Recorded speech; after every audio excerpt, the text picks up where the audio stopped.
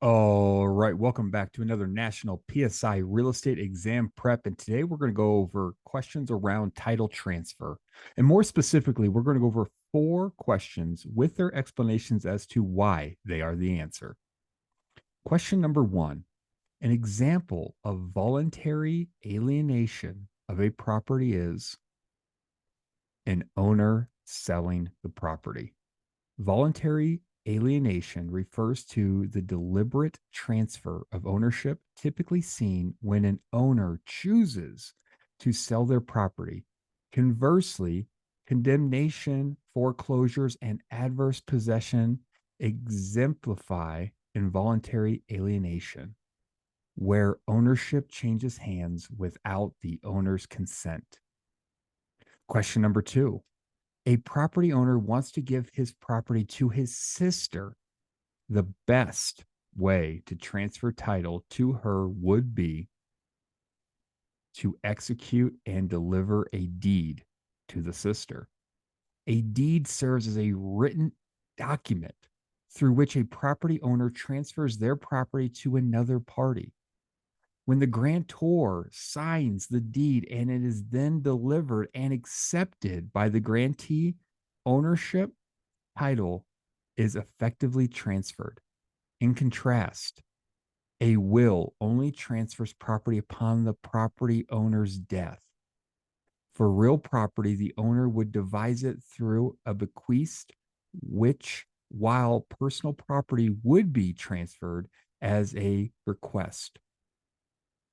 Joint tenancy does not grant full ownership rights to one party, and a revisionary interest is associated with a freehold life estate, not a tenancy.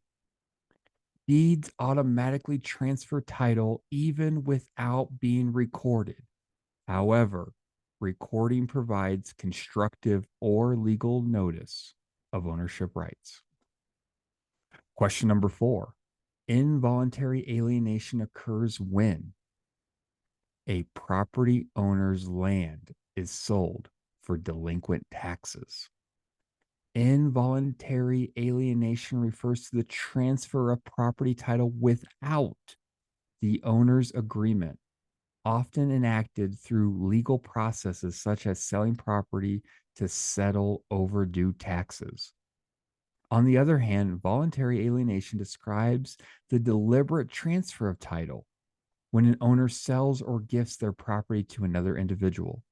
For instance, when a property owner allows a neighbor to use their well, it constitutes granting a revocable license, providing the neighbor with temporary and specific land use rights. And question number 4: laws that determine how property may be foreclosed on are set at a state level. Although the federal government may establish certain guidelines concerning foreclosure, each state determines the specific rules that lenders must adhere to during the foreclosure process. All right, this was 4 questions to help you pass your national PSI real estate exam. If this was helpful, give us a thumbs up and subscribe because we drop a new video every week to help you pass your national PSI real estate exam.